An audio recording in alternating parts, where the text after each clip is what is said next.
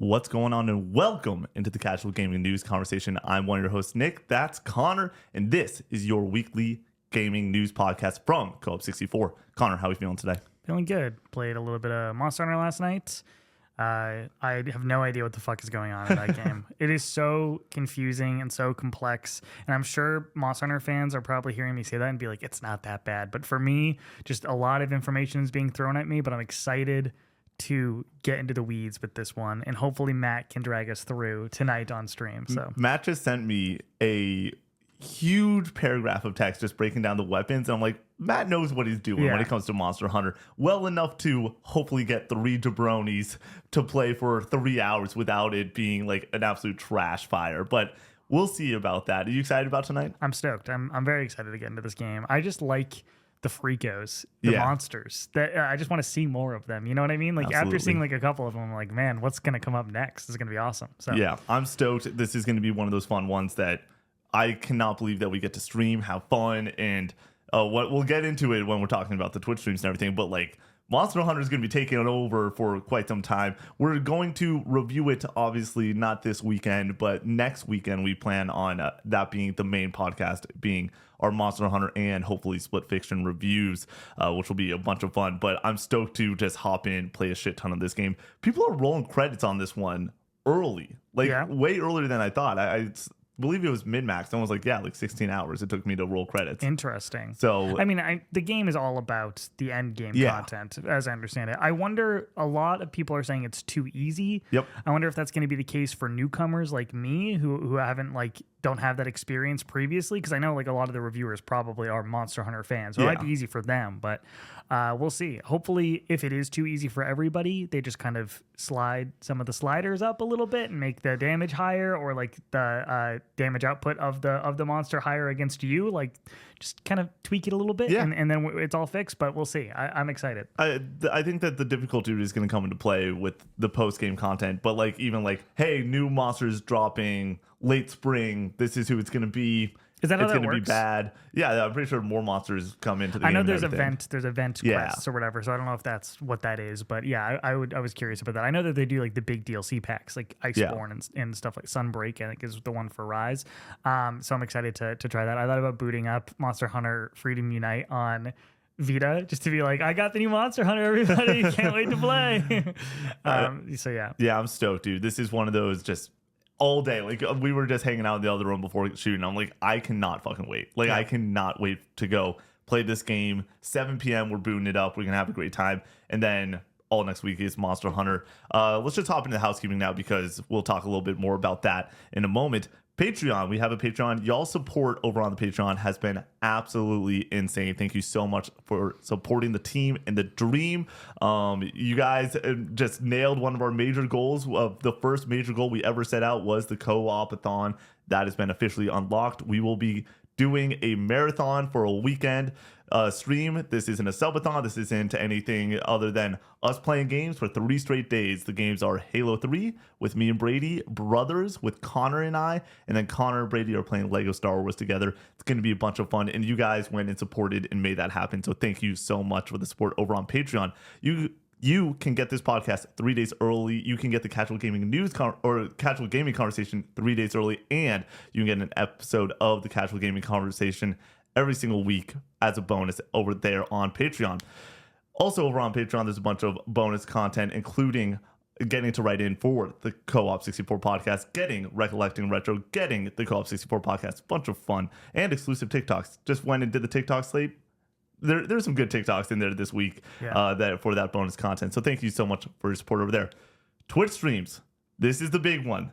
Monster Hunter is taking over the office. Monday stream will still be Brady Shock. We're going to continue with that playthrough. And then Tuesday, Wednesday, Thursday, I'll be hosting the Tuesday and Thursday stream. Connor will be hosting the Wednesday stream. But it's going to be a bunch of Monster Hunter with a bunch of the fellas from Co-op 64. It's going to be a great time. Connor, are you ready for these Monster Hunter streams? Yeah, I'm excited to be the guide for the Wednesday stream. Yep. I know you're hopping in. Do we get Brady in for that? And do we convince him? Do we get Brady hooked on the Monster Hunter? Is really the question. That's the major question.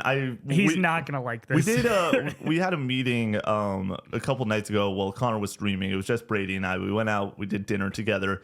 We did a meeting for The Last of Us Drunk Explains, which posts this Sunday. So if you are seeing this on Monday on the free feeds, go check out The Last of Us Drunk Explains. That's going to be a bunch of fun there over on YouTube. But we did a meeting about that, and then we did some streaming meetings. Obviously, we also need to talk about Split Fiction, how that's going to work with that Friday, and then this show, and just a bunch of shit happening next week. And I was just like, okay, streams. I'm hosting, Connor's hosting. You need to be on one of the streams. You can choose. Just pick a day and make sure you're on one of the streams. And he's like, what if I'm on all the streams? I'm like, I would love that. I'm not going to make you be on all of the streams, though. And it's even with you. If you don't want to play on Tuesday or Thursday and you need to go and do other shit or whatever, want to play other games, you're allowed to not go and do that. But I will be hosting those streams is the way that we've described it. You'll be hosting the Wednesday stream. If I get busy and I need to not be there on Wednesday, maybe Brady fills in. Maybe we get some community members in there. Maybe Matt's hanging out with us more throughout the week. Matt is going to be around. It's sort of what he's said. He's going to be playing Monster Hunter with or without us. So it just depends if we're streaming or not. Going to be a bunch of fun over there. The thing is with Brady and Monster Hunter is he doesn't like complex controls, as I understand it. If there's a lot of buttons going on, a lot of different abilities, he gets overwhelmed. Yep. Like we're playing BioShock, which I don't feel like has that complex of controls. It's a little bit off. He's fumbling around a little bit. Maybe it's a little dated because it's a game that came out in 2007, but he will oftentimes like switch to something that he didn't mean to switch to. When it comes to Monster Hunter and the amount of buttons that are happening, it's like, fuck, man. I'm afraid he's not going to like it, but hopefully we can get him in. We can get him indoctrinated into the Monster Hunter clan. Apparently you can make like a squad, like a crew of up to 100 people. We got to get a Co-op 4-1 going. Yep. So we'll do that, and hopefully we can just get people cycling out. I'm off all of Saturday and Sunday to just play Monster Hunter, so we're just gonna be able to do that. That's gonna be a lot of fun. This is pretty wild for you because like my weekend is a very content centric weekend between editing the Drunk Explains, and then more importantly, Drunk Explains will knock me out for all of Saturday. And you got Elimination Chamber. And then I got Elimination Chamber at night. I'm going to have a great time there. Dude, I'm so excited for the Chamber. I just keep on getting TikToks that is just hyping me the fuck up. Cena's going to win. Of course. I mean, that's obvious. It's what's best for business. But, here's the thing. If you asked me at the Royal Rumble who's going to win, I would be like, oh, Cena's going to win. That's best for business. And then you have months of going and hyping up WrestleMania, making this huge fucking event. And then they had Jey Uso win it. You get to drag it out a little bit further now into Elimination Chamber, get hype around that. Because would Elimination Chamber be as interesting if Cena wasn't in it? Probably not. But here's the thing, though. At least then there would be the question of, okay, so you know it's going to be Cena versus Cody Rhodes. Who's going to face Gunther for the other title? And that would be an interesting question. But now that it's Jay versus Gunther, it's just like, I'm not really excited about that match anyways. So like the Chamber matters so fucking much tonight because that match is already kind of lame, where we could have had one phenomenal match already decided, and then the question of, is this other match going to also be fucking unbelievable? And then the rest of the matches tonight are going to be, or tomorrow night, going to be a bunch of fun. I'm very much looking forward to it. But yeah, whole weekend is not it's content filled, but it's not Monster Hunter filled, and that's what disappoints me. But it is for me. Sunday, I said that I will go and hop in and make sure I'm playing with the community. So join the Discord. If you've not yet, we will be playing Monster Hunter as much as humanly possible until the release of Split Fiction. This is how it goes, dude. Helldivers was the same way, and I'm really nervous about it right now.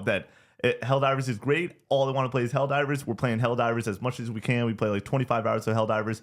The next release drops, and then it's like I played Helldivers for 2 more hours. What's next after Split Fiction? Is it Assassin's Creed? Shadows is in a couple weeks after that, and then there first Berserker Kazan if one of us wants to play that. Oh, is that coming out I think soon? that's March. Yeah. Oh, interesting. So, I know the demo is really... People ask me about the demo all the time. People are kind of hyped on that game. And then, South of Midnight, it comes out technically the 8th of April, but there's 5-day early access to it. And then it's like, well, if we get sent review codes for that, then it's like we're playing that in mid-March or something like that. I'm never going to get back to Returnal is basically what's happening. Yeah, that's the issue. The review slate, the review season, Connor, it's in the air. Okay, yeah, it's exciting. It's just review season. We're going to be playing a shit ton of new games. I'm really excited about it. I just beat last night Firewatch, which was my 6th game of the year, which doesn't sound like a lot, but it's my 5th game of February. Yeah. So it's funny how that's worked. You liked it?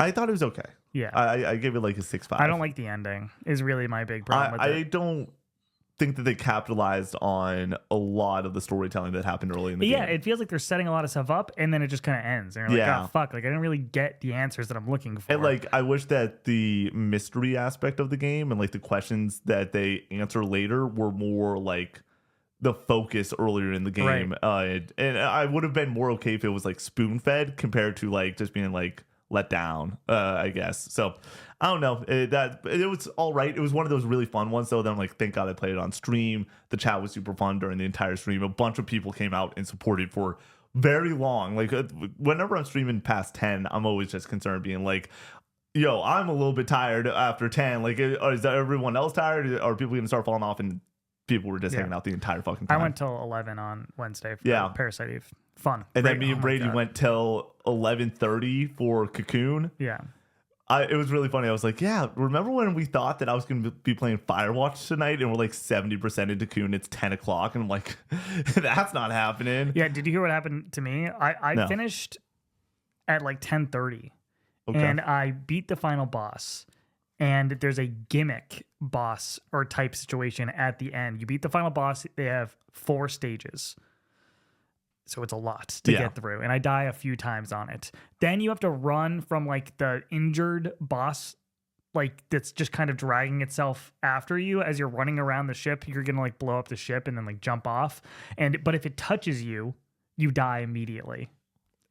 Somebody told me in the chat, Crazy Cat Lady, that's their username, said that if they do not let it touch you, and I'm like, there's a save point. I'm like, can I save? And it's like, no, you can't save. And that slowed me down enough. Going to the door for the thing to touch me, died, had to redo the boss again. Oh Lord! I did get it the first try right after that, but that cost me like a solid 30 minutes. The boss before that, so difficult. I was really afraid that I was not going to be able to beat the final boss or beat the second to last boss. Apparently it's the hardest boss in the game, and we got through it, but it was a lot of just trial and error, running around the map, training, hoping that I could like charge up my ability. I think it's called Liberate, and utilize that just over and over again. But oh man, I had to like use cheese strats and everything just to get through it. But what a game. I would like to do a recollecting or return to retro on that as well. Okay, at some point. Nice. It's really funny that you brought up Parasite Eve, and then also the fact that like you're gonna have to put Returnal aside for a bit as we're playing these new games. The next one we've been playing, we have scheduled for like mid-April. I'm like, I don't know if we're gonna be playing a single old release that's not for review like through April at that point. I mean, I'm playing Fire Emblem Awakening right now. Okay. I did put it on permadeath. Ooh. I don't like that. Yeah. I get way too attached to the characters. I know that in the earlier games it's like default to do permadeath. That's like what Fire Emblem was known for. I tried to do it in other Fire Emblem games that I've played. I just don't like it. I like the characters too much. And if they die off, then like you don't get the character interactions and it closes you off to that. And I do not like that. I think I'm going to switch it. I hope you can switch it at this point in the game. We're going to find out. All right, I don't know where we're at in housekeeping, so let's go with we have new merch. Go and check out the merch over on co-op64store.com. Review us over on Apple Podcasts. Say something nice, get more people to go and enjoy the show. And then comment section. I didn't see anything that we got necessarily incorrect when it came to the comments of the previous pod. Join the Discord. There's a link in the bio for that as well. And if you want to play Monster Hunter with us, you can do that. And if not with us, there's going to be other people playing it. You can like add the Monster Hunter role at the top. So if somebody at Monster Hunter, you can get a crew together. So. Yeah, there's going to be a lot of Monster Hunter. And then I assume that there's going to be people out there that's like, I want to play Split Fiction. I don't have someone to play it with. Someone play it with me, and you might be able to play Split Fiction with someone cool for free, because that's how the friend system works on that game. Dude, seeing that Joseph Ferris interview with MinMax, the rapid fire one, it hypes me up. Those are great interviews. Those are, in my opinion, the best interviews in the business right now, because they're so interesting and they hold you so well. Where certain interviews go and are a little bit more long in the tooth, and it's just like, those are 100 questions in like 7 minutes. You're like, all right, let's fucking run it. It's a great title. It's like 174 questions with Joseph Ferris. Yeah, Joseph Ferris, the head developer for X or Y's Fiction. game. Yeah, dude, it's so good. Shout out to that team, because they're killing it right now. Story number 1, Warner Bros. Is closing 3 game studios and canceling Wonder Woman. This is Tom Ivan over at VGC. Middle-earth, Shadow of Mordor, and Shadow of War studio Monolith Productions is shutting down, with its in-development Wonder Woman game being axed, according to Bloomberg reporter Jason Schreier. His sources have also claimed that Warner is closing Multiverse's studio Player First Games and mobile-focused studio WB San Diego. In late January, Warner announced that Season 5 of Multiverses would be its last, with the game shutting down on May 30th. And Bloomberg reported earlier this month that Monolith's Wonder Woman game, which was announced in 2021, was years away from being released after being rebooted in 2024. End quote. Connor, this was a massive story that broke earlier this week.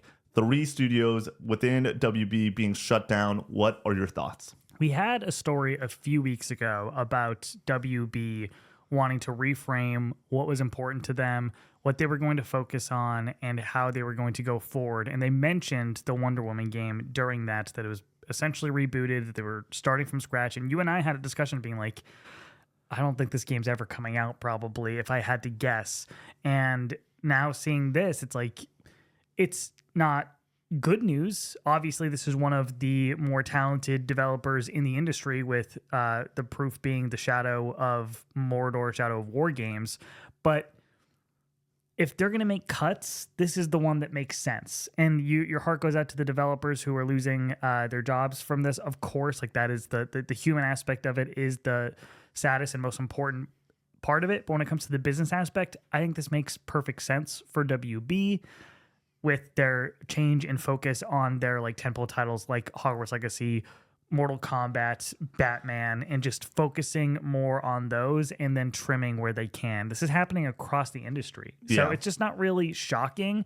It's one of those news stories where I saw it and I was like, I mean, that sucks, but I could have predicted this happening. Yeah. I felt like the industry reaction to it was a lot different, where it's like, what are they doing? And it's like, they told you what they were doing a few weeks ago. This is not something that was seeming to work for them. Yeah. Having to restart when you get that far into development on something and having to completely start from scratch, it's like, it's kind of doomed at that point. And if they're already behind the 8 ball and wanting to make cuts and try to figure out their focus going forward, this is the obvious path forward, unfortunately. Also, when it comes to the Multiverses developer, it's like, this wasn't working. Yes, like they were not garnering an audience. It had some buzz around it initially.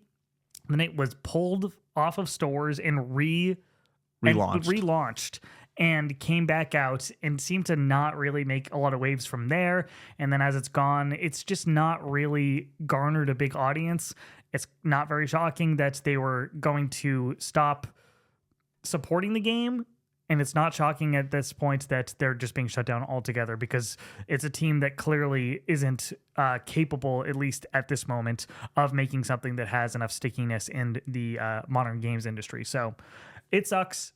All of it sucks, but it's not shocking, is kind of my take. I'm a little bit shocked when it comes to just like this studio, like you said, is known for making phenomenal games. And then we now have just been in a cycle with them just not able to get something out the door. And what really blows is a lot of these producers, designers, people that work at this studio aren't able to have something on their resume for many, many years at this point. And it's the nature of the industry. But it's like, I understand that if the game isn't working, you have to go and make a move and try to reboot it. And obviously going and rebooting in 2024, it's like, okay, cool, the studio is probably not going to make this game until at the earliest 2028. Like I get that that's a large sunk cost that you would have to go and put into this game that might not be working in the first place, but it really just sucks across the board. We're coming up on a decade since our last game. Yeah. 2017 was Shadow of War. Yeah. And if you're correct, in 2028 is the earliest thing to get out, then it's over a decade since their last game. It's just not working. Clearly something's wrong here. And I think kind of cutting your losses and being like, okay, we just gotta let these devs go and go hopefully find new opportunities in the industry and just chalk this up to a sunk cost and be able to write it off on your taxes, which is like the business sense of it, like sucks, but it's probably where they're coming from when it comes to making this decision. I mean, looking at WB overall now, just like what their portfolio is, like they just need to seriously look at themselves in the mirror and be like, what the fuck is even happening at this point when it comes to everything that they're doing? Because I like they said, hey, this is the direction we want to go with these studios and with these IPs, and that makes a lot of sense. But it's like, how did we even get here where it was we haven't had a proper Batman game in so long? Who wanted the Suicide Squad game that when you're playing as Captain Boomerang, you have a gun and you're not throwing boomerangs and everything, stuff like that. Like, are we just chasing bags? What's happening? Yes. And at the end of the day, the only reason that I think that it's not a shutdown across the board is the success of Hogwarts Legacy, because there's proof that, like, hey, we can make this work. But other than that, it feels like WB hasn't had a fucking win in a very, very long time. And it's sad to see. I just wonder where they're going. Well, they've told us where they're going, but it's like, how the fuck do we even get here? Well, I think that you have two cases here for WB to follow. You have Suicide Squad and you have Hogwarts Legacy. One of them is this live service chasing game where they were trying to hit the mainstream and get something that they could just kind of print money for them. Or you have a single player focused open world action RPG, spellcasting RPG that you play for X amount of hours, but you sell exceedingly well. And it's one of the best selling games of all time. They have two options here. They can go with this, that was a clear failure, or they can go with something that I think most people would say they prefer in the games industry, single player focused experiences of a high quality. I never played Hogwarts Legacy, but I know a lot of people like it quite a bit. And if that's the direction that they're going to go in, I think overall, WB is moving in a better direction than they could have gone. But unfortunately, that does mean that they're kind of behind the eight ball now because of stuff like Suicide Squad, because of stuff like Multiverses that failed, because of stuff like Monolith Soft's not being able to get a game out the door that they kind of needed to reevaluate and then go forward with this Hogwarts Legacy plan for Batman, for Mortal Kombat, for what was the other one? Those are the major ones. It's Batman, Mortal Kombat, Hogwarts for their major IP. There was something else there. You can go look into it. But for me, my question is, are you able to get and garner those players outside of the Hogwarts IP? I don't think so. Because Hogwarts Legacy, to me, is a game that went well beyond people that listen to this show, went well beyond the people that are even picking up Monster Hunter this week. Like, Hogwarts was to some regard, a system seller. It was something that you could go and be like, hey, person that plays Call of Duty and Madden, you love fucking, you already have a PS5, you love going and playing your Call of Duties and Maddens, but like, go and try out this awesome game that you get to go and live your Harry Potter fantasy. That won a lot of people over. I don't know if you're going to win those types of gamers over with Batman. I think you can get close, but it's not like going to move the needle. Like, I don't think that you're going to see those sales numbers for Batman in the way that you saw Hogwarts Legacy. I don't think you see that with almost any game. Hogwarts Legacy is one of the highest selling games from last year, and it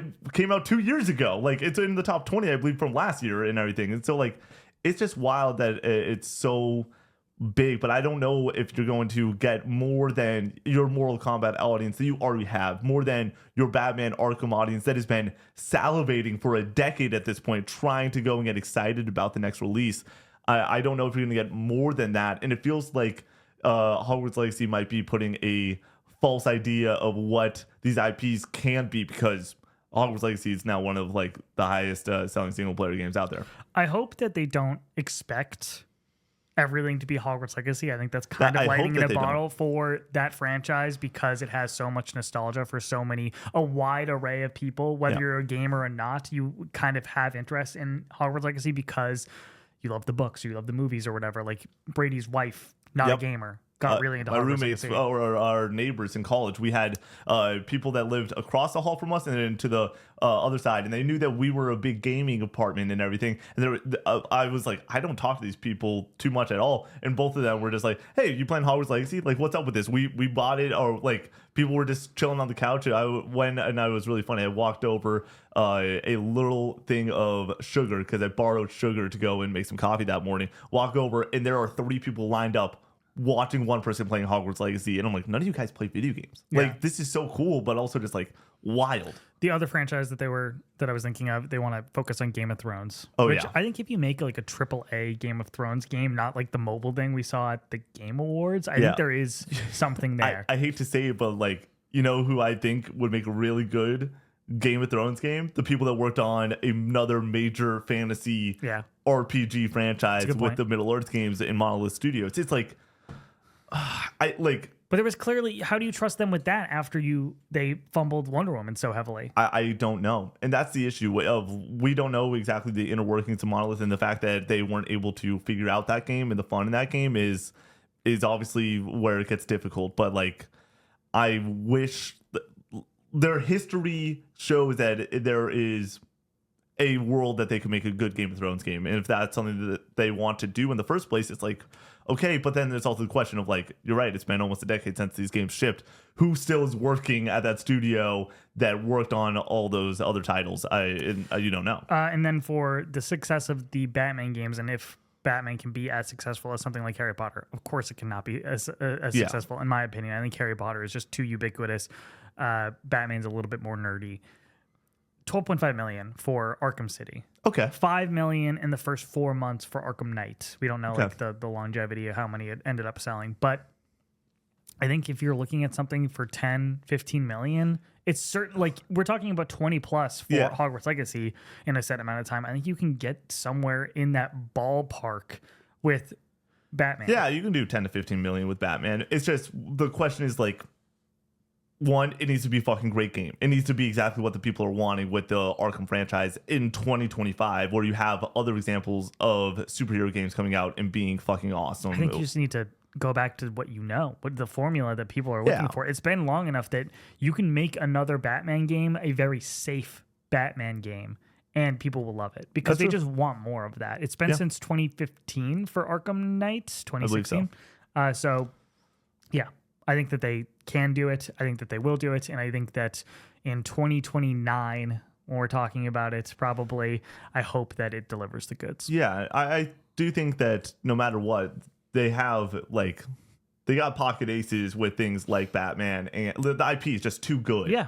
So it's got to work out, but it's also just like, as long as they are going to deliver the games that the people actually want going forward, that's what we need at this point. They cannot have more missteps, or I'm really nervous about like what the fuck they're going to do with this gaming division. And they talked about the idea of like trying to sell things off, but we're not going to obviously sell the IP, and then so you're going and buying the studio, and then you have to pay all those salaries, and it's just license it. But licensing, if you're selling off a studio and then you're not even getting the licensing, you have so much overhead costs initially that it's really hard to go and be like, all right, let's go and do this. Licensing to a proven studio makes a ton of sense. Yeah. And that's what they should be doing. That's what Marvel's doing right now. They look over at what Insomniac's done. They look over at Arcane Austin, what they did with Deathloop. They're like, hey, here's Blade. Here's Spider-Man. Go make cool games. The issue is that I think they probably believe that they have proven studios. Yeah. Like Rocksteady, other than Suicide Squad, is a proven studio. I know that there's probably been a lot of turnover there. People who worked on the Arkham games have probably moved on to something else, but there's got to be some people still there that keep Rocksteady as it was previously, or at least some tie to it. So, yeah, I think that where they're heading is the preferred option at the very least. That they're heading towards more games like Hogwarts Legacy and not games like Suicide Squad Killed the Justice League, which I think is good. Great. Story number 2, Fable delayed to 2026. Microsoft reveals brand new pre-alpha gameplay. This is Wesley Yunpool at IGN. Quote, Fable is an upcoming reboot of the Xbox franchise made famous by the now defunct Lionhead Studios. It's in the work at UK studio Playground, which is known for the much-loved Forza Horizon series of driving games. In the latest episode of the Xbox podcast, Craig Duncan, formerly Rare studio head who took over as head of Xbox Game Studio last fall, moved to reassure fans that this new Fable game is, quote, definitely worth the wait. Quote, I just want to start with really excited about the progress, Duncan began. Really excited about where Playground are. We previously announced that the date for Fable as 2025. We are now going to give Fable more time and is going to ship in 2026 now. End quote. This was the same day that the WB news broke. It was a major day. A lot of people asked me many questions on TikTok Live, and I had to go and just be like, put my foot in the ground of, I think that this is a good thing. At the end of the day, I think that Fable getting shifted and having the news now is a good thing. Connor, where are you at with this? I think that, broadly speaking, looking at the whole Xbox slate, the Fable news makes me think that there's got to be something else in 2025 at the end for Xbox other than the Outer Worlds too. Do you think that's the case? Let's go and boost this back a little bit. Is Outer Worlds 2 big enough to be just their fall game and just nail that? And then, hey, you still have Call of Duty, which is a nice little bonus to Game Pass numbers, a nice little bonus to what's happening in your fall and everything. And then you have the Outer Worlds in November or December. Is it big enough? No, in my opinion, it's not. But I think that just looking at the portfolio and how I would personally manage it, I think you could easily push Doom a few months later, give them more time to polish, and then kind of have a more steady flow of games coming out in 2025. That's what I would do personally. But I think that they're going to stack the front half of the year, and Outer Worlds 2 is going to come out later in the year. When it comes to Fable, good to have more development time. Happy that they're still working on it and they're trucking along. I did not think the pre-alpha gameplay looked great, but it's pre-alpha. I think it looked really stiff. I hope that it has a little bit more fluidity to it when it comes to the full release. But what is up with Xbox and these podcasts? Just reveals? dropping news? It's weird to me. It is a little bit odd, but I think that it humanizes the business side of gaming a little bit more. And that's something that Xbox has done very well for the past decade or so. I think that is the thing that Xbox has done the best when you're looking at like releasing games and the quality of those games. It's like that there's some question marks there, but what they do very well is putting a face out there to go and tell you the news and say what's up. It's bad though. It has hurt them so often. Yeah. The Phil Spencer media rounds that he's been doing right now, getting asked the same question over and over again. It's getting a little bit ridiculous. Just make the games. Just take a step back and let the games speak for themselves. You know what I mean? At this point, you're kind of just doing more damage to your brand by going on these podcasts and having them just beat you down with what games are coming to PS5. Or is everything coming to PS5? Is the Xbox brand going to be here in the next decade? What is happening? How is this all going to go? And it's just it doesn't seem like they have a very distinct, solid plan. And he is kind of just tiptoeing around a lot of these ideas and then giving really direct answers for other ones that are, generally speaking, if you're an Xbox fan, not good news. So I think the Sony way of doing things, where they used to have Shuhei Yoshida out there, Adam Boyes out there, people going out there and doing interviews and having conversations, and now they say nothing. They do not have a single face for their company. It's Herman Hulst, and he doesn't say anything. That's the only face that I can really point to at this point. It's Herman, and there's the person that does the third party that I cannot remember her name. For State of Plays. Yeah, for State of Plays. The only other person she's out there a couple times. And that's only, she's been out there since 2023, September State of Play. So it hasn't been the long duration of and it's clearly working the PS5. For them. Yeah. I want to bring in a later news story that we have well down here because we're just talking Xbox at this point. Yeah. Forza Horizon 5 is coming to PS5. This is a follow-up to the story that dropped. This is Rebecca Valentine over at IGN. Quote, after an announcement last month that Forza Horizon 5 would be coming to PS5 this fall, we now have confirmation for the exact release date. That must be a mistype because it said spring, but I have fall copy down here. April 25th for those who purchased the premium edition for $99.99 and April 29th for everyone else, end quote there.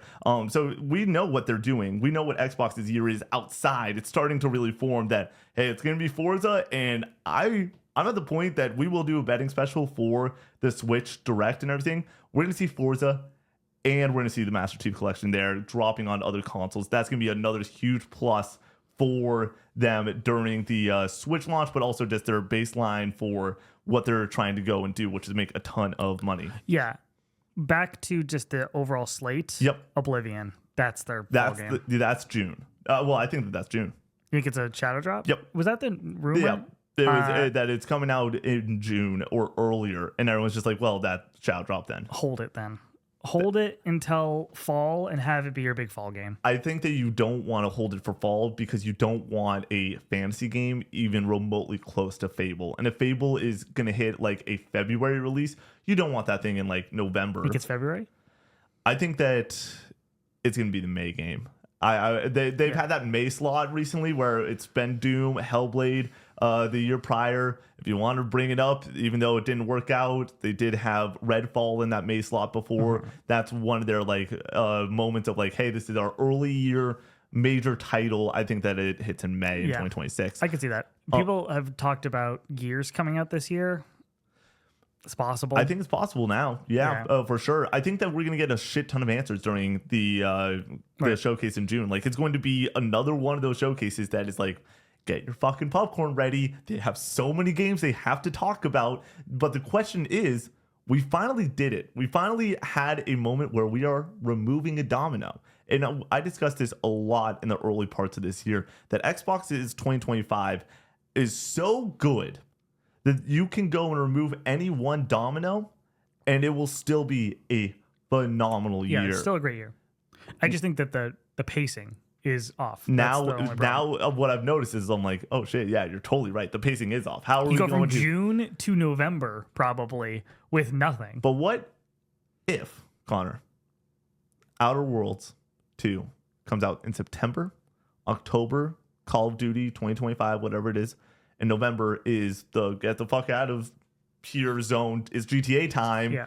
That makes sense to me. Where like it's like if it's like June or July we get Oblivion remake, September is Outer Worlds 2. The main question is, are you going to have the Outer Worlds 2 come out 7 months after Obsidian dropped a different game? That would be insane. Yeah. I hope that Fable isn't too far off. I hope it's great when it does come out.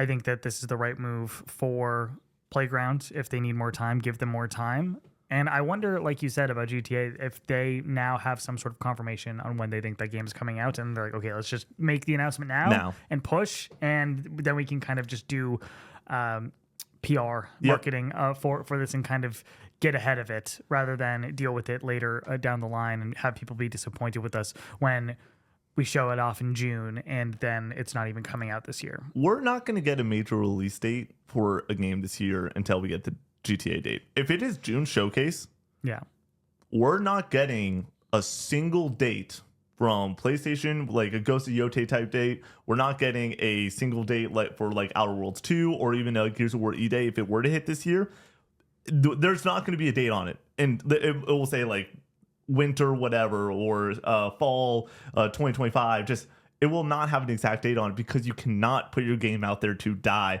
And it is a lot easier to go and move not an exact date after they announce GTA 6 is November, September 2026, whatever it is, than going and saying, hey, we're going to be out on November 10th and then GTA is November 15th. And then you go and say, well, fuck, we're not going to do that, obviously. I think that you can put a date on it and then reasonably say, we need to push because of GTA, and I think most people will understand. I don't think that you can go through a May state of play and just not have any dates. Oh, you absolutely can put a fall date on Ghost of Yotei. I think you can. I think you can do a fall thing. Window. Yeah, a window for it. Here's my example, Connor. I don't know if you remember this, but there was a moment in 2023 where we had a summer showcase from PlayStation, and it was a full showcase. And at the very end, we saw Spider-Man, and we were just like, Spider-Man's pretty cool. Where's the date? And they didn't give us the date. Yeah. They just did a blog post or something, right? Yeah, they did it on Keeley Stage a couple weeks later. Oh, yeah. Yep, they had Brian come out, and he gave the date there. But what I'm saying is weird.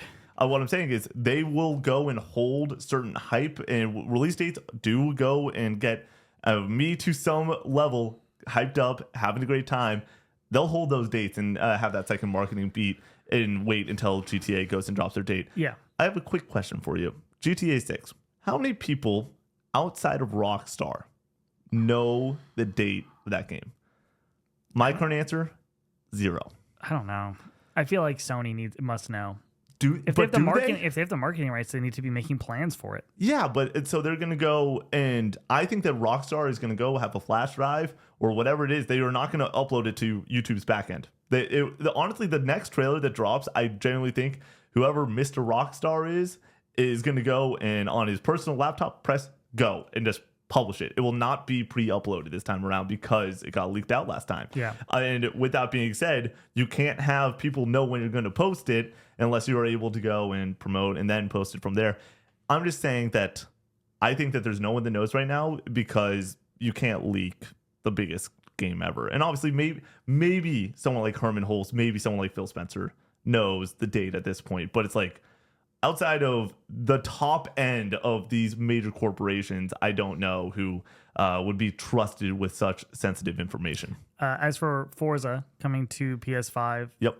April, PS5 Pro Enhanced. Hear about that? Oh my gosh, yes, that was also in the story. Yeah, weird that people are mad about that. It's like if they have the hardware to do it, they're gonna make the game look better. Yeah, obviously. And this game's gonna look so good, dude. Here's what I need. I need a PlayStation goddamn handheld so I can go and play Forza Horizon 5 and platinum it on the go. That's what I need in my life, Connor. Let's make it happen. People big mad right now that Monster Hunter looks excellent on PS5 Pro, runs excellent on PS5 Pro. Another check in the box for me for a reason to have a PS5 Pro after everybody was telling me that it wasn't worth anything, that it was a total waste of money. It's like, I'm telling you guys, it's going to be this game, and then the next game, and then the next game, and then eventually you're going to be like, okay, like it was worth it. That's what that's what I said when I reviewed it. You're investing in the future, and now playing Monster Hunter, a game that clearly has some problems on PC, has some optimization issues, and is running the best and looking the best on PS5 for like the best like middle ground experience. Of course, you can probably make it look better on PC, but is it going to be optimized for it? Is it going to be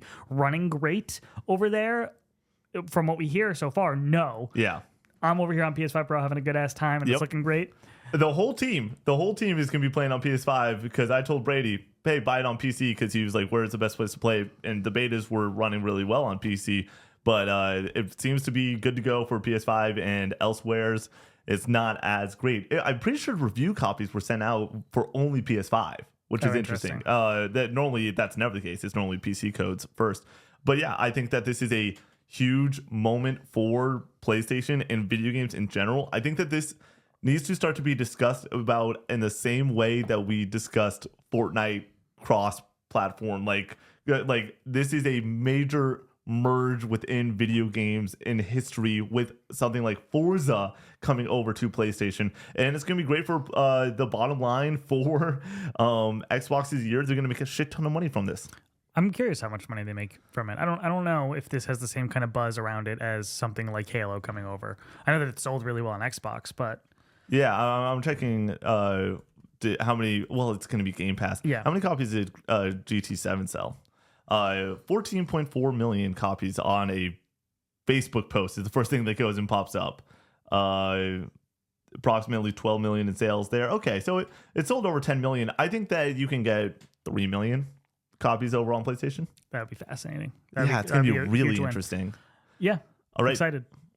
Story number 3, Pokemon Legends ZA trailer details new mechanics, but no release date yet. This is Jordan Miller over at VGC.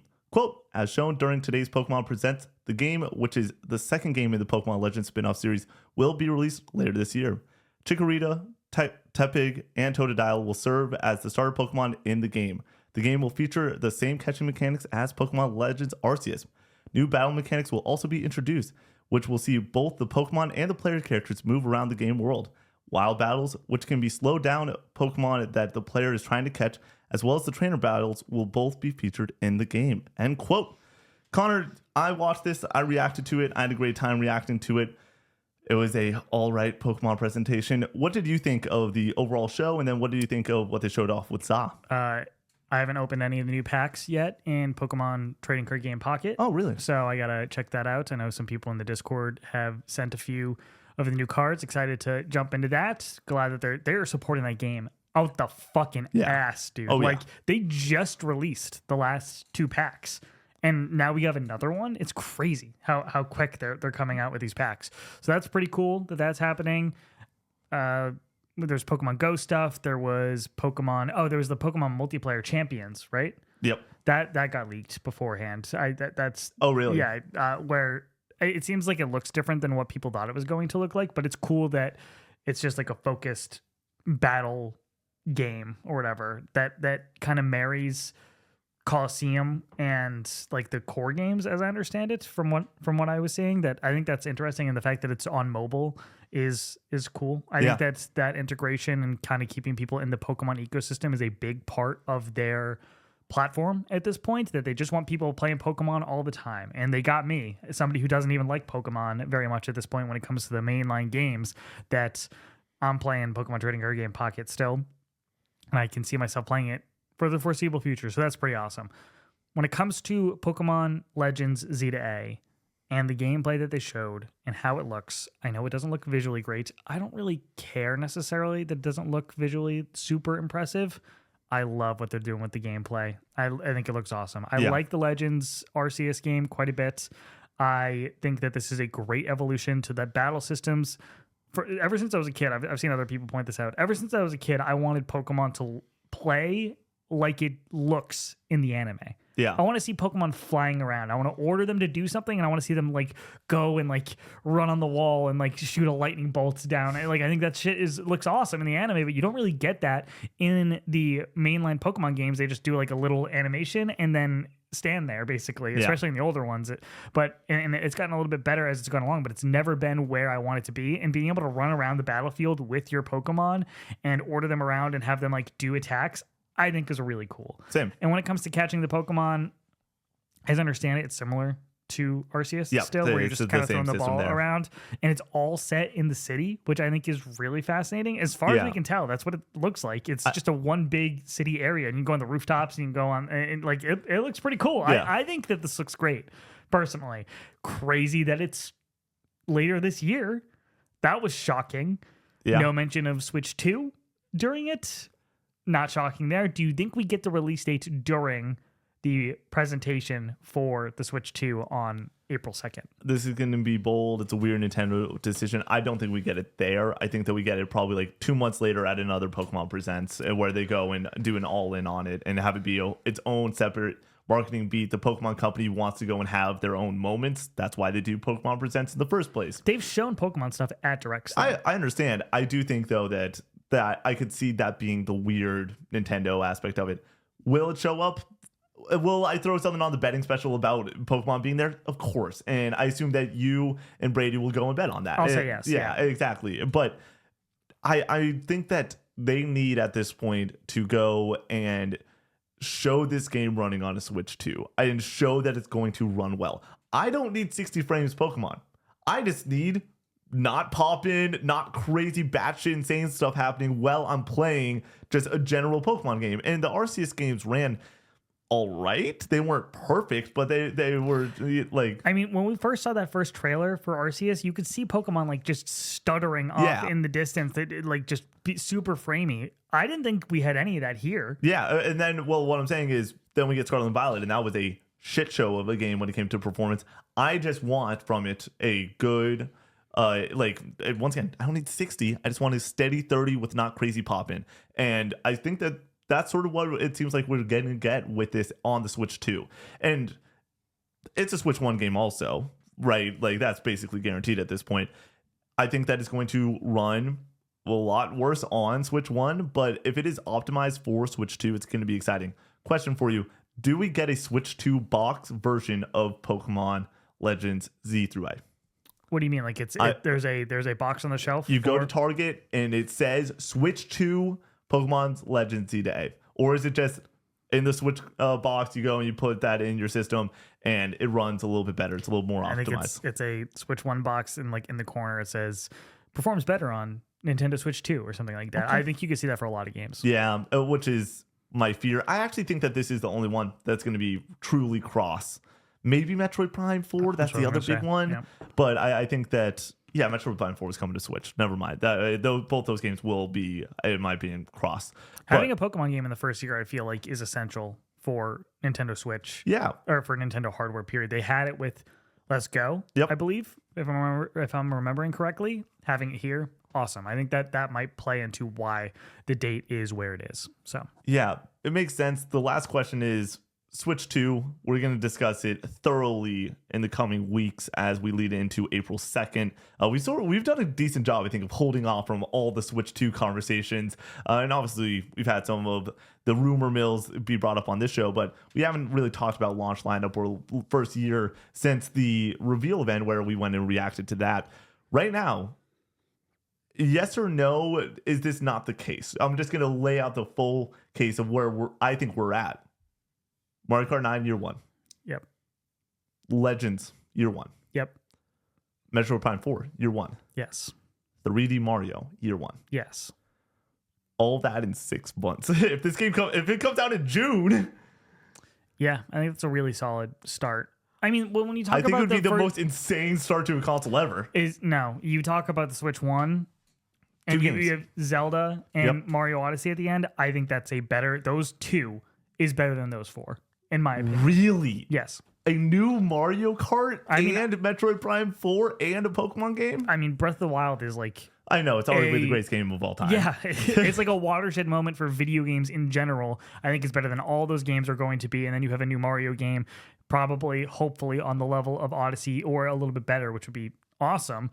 I think would be that title, but you still don't have the Zelda in there to kind of elevate the console in a way that I think Breath of the Wild is something like so unique in that department. Well, I think that Odyssey, if we didn't have Breath of the Wild, Odyssey would have been thrown up there as like, yep, this is one of the greatest games ever, also giving it that prestige that the system needed. And now we're just talking about things that are going to move a shit ton of consoles, like things like Pokemon, things like Mario Kart 9, things like Metroid Prime 4 to go and also be another one of those prestige titles that isn't going to sell 25 million, but it's going to sell 10 million and be something that can put up a 92 on Metacritic, which that's what interests me with this whole layout is I've said it for a long time at this point, and I'm just going to keep on saying it. They could release the Switch 2 with no games and people would buy it immediately. It would sell the fuck out. They don't need any games to go and be like, yep, this is going to be the system seller. I assume that we're going to have something at launch to go and play between those 4 titles. It's most likely going to be Mario Kart 9, I would assume at this point, or Metroid Prime 4. One of those 2 will be on the headline bill for the console.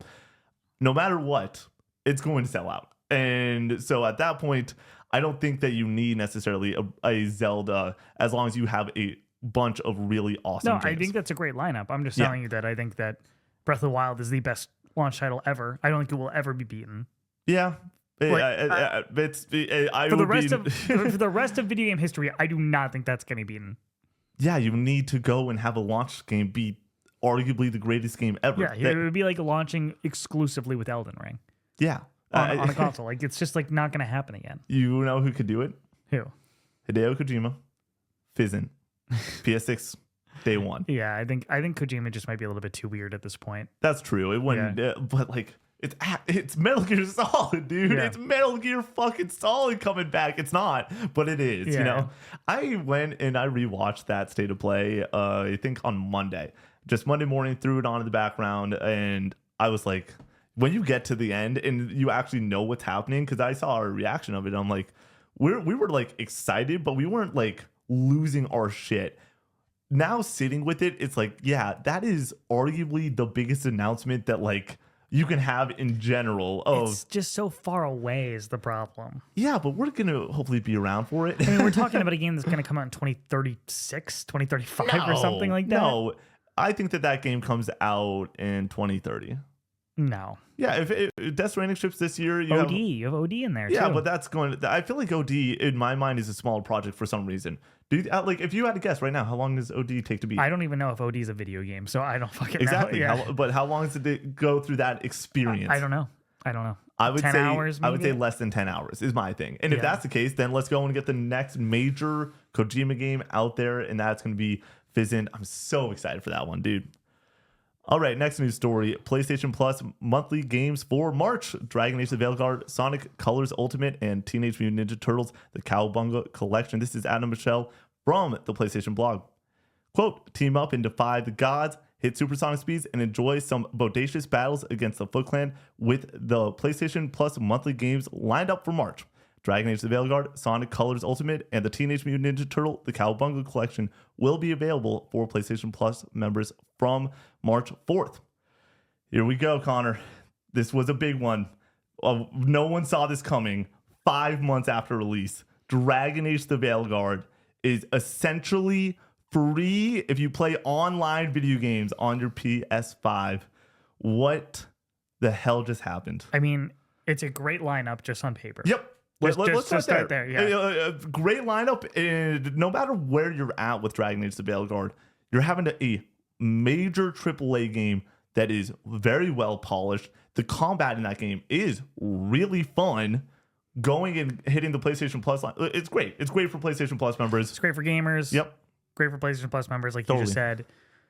It looks really bad on EA and BioWare. Yeah. It's embarrassing. No matter what, no matter which way you slice it, it's a tough look for that game. And clearly we know how it sold. It didn't meet expectations. About half of what they expected. That's bad. So they take the lump sum from PlayStation to be on the PlayStation Plus lineup. I imagine they got a pretty penny for that. That's not nothing. Oh, yeah, you know no. what I mean? And you got to imagine, like, my question is, for PlayStation Plus games, much like Game Pass games, I imagine that in the same world that the music festival circuit works, headliners get paid different amounts of money. So sometimes I don't assume that whatever headline PlayStation Plus last month got paid the exact same amount that Dragon Age is going to get paid. It's going to be, I assume, quite a bit more. Oh, yeah. And so that should hopefully help go and recoup some of the profits that they were expecting when it came to Monster Hunter, or not Monster Hunter, Dragon Age. It's just a little bit wild. Yeah, I just don't know, like, relative how much money you're making on that. Like, how much is it really going to move the needle for your next project? How much is going to move the needle for Mass Effect, the next Mass Effect game? I don't imagine very much, but you take some of the cash flow from that, helps you in the future, hopefully. And I just think that when it comes to Dragon Age being here, it's awesome for gamers. Like we said, am I gonna try it at this point? I already spent $70 and didn't try it, so probably not. But I hope that it does find an audience here, and I hope that people check it out and enjoy it, because I know that there's a lot of good in this game from what I've heard, a lot of bad from what I've heard as well. But it's not like a total terrible experience from what I understand. That I think there's going to be people who this is the right price for them. This is good enough for them to get in on this. So, and we got two other games here to talk about. Sonic Colors Ultimate, I have no idea what's up with that, but the Teenage Mutant Ninja Turtle Cowabunga collection has been regarded as like one of the best collections of old video games out there. And as somebody that really enjoyed Shredder's Revenge, I'm going to download it at least just to have it. And like, I normally do not download my PlayStation Plus games. Wild. I'm really bad at it. Thankfully, I downloaded Sifu when that went up and stuff like that. Ridiculous. But normally, I don't download my PlayStation Plus games. I will be downloading the Cowabunga collection for sure. Do you have any interest in those other titles? I'll hit add to library for both of them. I've heard Colors is good. Not great. Well, let me get a Metacritic on it. Yeah, Sonic, if I had to guess, 78. Okay. I'm going to go and throw out 71. Oh, no way. I think that's too low. It is at a 74. Oh, split the middle. Yeah. Split the middle. There we go. Not too bad. But yeah, no, I that's cool. Sonic going and hitting like that's going to hit a fan base that hasn't tried that out yet, and it's free for them. That's Sonic sickos. Sonic sickos. Did you coin that phrase, or have you heard that elsewhere? I must have heard it elsewhere. That's too good for me to have made that up, honestly. That one's too goddamn good. And then the Cowabunga collection. I've heard great things, and like you said, we played Shredder's Revenge and really enjoyed it. It's a fun afternoon. Arguably like some of my favorite games. Like when I made the list of top 50 last year, I think it was at number like 38 or something like that. Oh, okay. It was lower. I was like top 50 greatest games of all time. No. My 50 for games I played in 2024. Yep. So I think it was like number 38, which isn't excellent. But it's really funny. I think that game is the definition of like an 8.5 to me. Oh, I think it's like the definition of a 7 out of 10. Really? Which is very good. It's a good game. Dude, like for what it's trying to be, which is short, fun, the music's kicking, art style's awesome, combat's fun. Combat's fun? Oh, I was having a great time, and it doesn't overstay its welcome. It's just like 2 buttons is the thing. And I know that that's kind of what these games are known for. It's just very simple. Just beat the shit out of your enemies, move on to the next screen.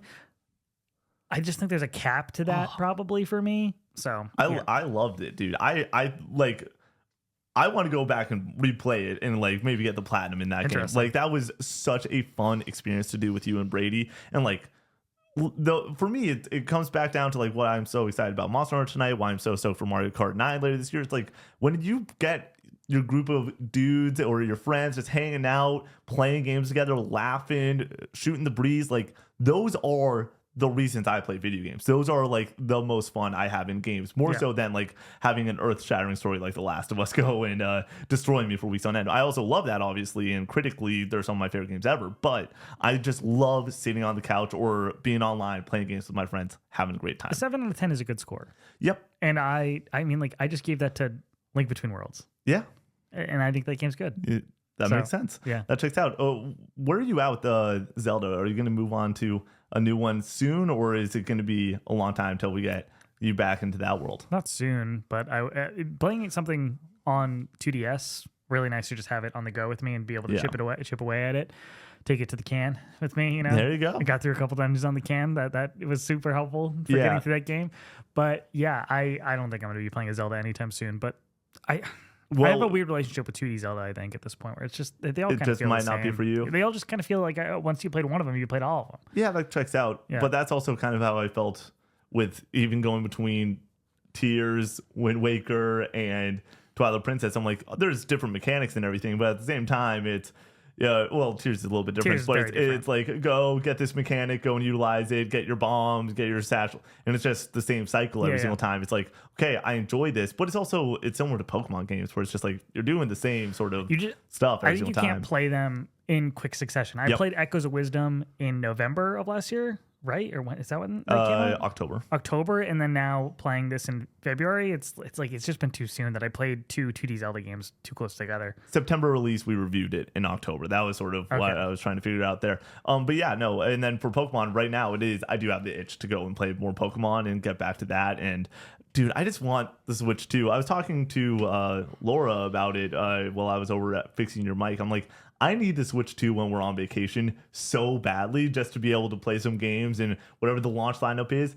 Mario Kart 9, come on, it's going to be a bunch of fun. Yeah, of course, we were going on a cruise and all we can think about is what video games we can bring with us. I'm like, yeah, I'm going to be strapped with the 2DS and the Vita. I'm good to go. I'm fine. Yeah, Laura literally brought that up. It was like, no matter what, Connor's going to be chilling. I'm like, I won't probably be playing DS games or anything. Like, but join the club, Nick. Come on, get a Vita. Retro games in general are a little tough for me. And then you put them on a handheld system, I'm just less inclined for sure. Went to the game store yesterday, got this Mega Man 4, got Illusions of Gaia. They also had, and this is something for you and I, a complete in box near mint PSP 3000 Ratchet and Clank Size Matters. There you go.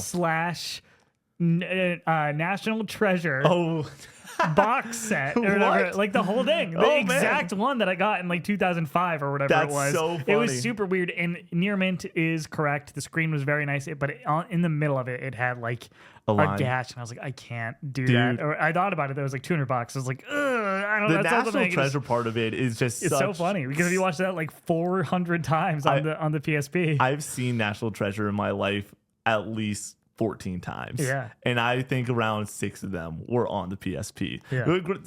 Get another console. Switch 2. I need movies on the Switch 2, okay? Make it happen. Do you think that we'll get like Netflix on the Switch 2? Isn't there Netflix on the Switch One? I know that idea. there's like Crunchyroll or Funimation on the Switch One. So I think that there is. My memories of certain, like I would download shows on the PSP. I had an episode of iCarly, I remember, on the PSP, and I think it was the Fred episode, and I would just watch it over and over and over again. Oh my gosh, dude. Totally makes sense. All right, last news story. A great new price for the PSVR2. This is Isabella Tomatas at PlayStation Blog. Quote, starting in March, we're reducing the recommended retail price of PSVR2. Below are the new PSVR2 prices. The starting date of the new prices and bundle availability may vary by country and region, so be sure to check out your local retailers for details.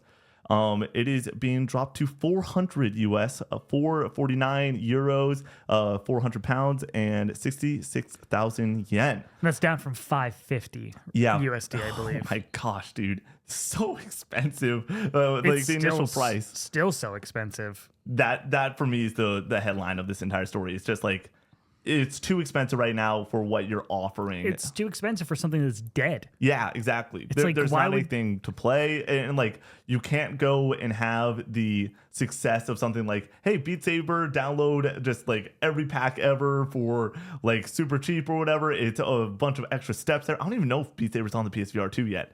I think that got announced like a year after the fact. But like, it's got to be. There's just so few games, so few experiences that are PSVR2 experiences at this point.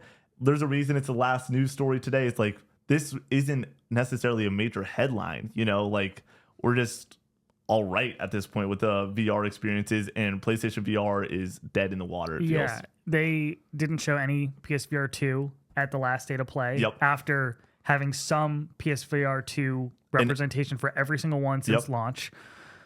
So it seems like it's over. And now with this price drop, I think that if you want to get rid of your stock, which I think is what they're doing here, they're trying to get these out the door. I think you'd drop it to $300, $250. I was about to say $250. We'll buy one for the company. We'll get in on that experience. Otherwise, these are sitting in a warehouse somewhere, not being used, not being sold. Yeah, for $250, I think I would be like, okay, $300 maybe.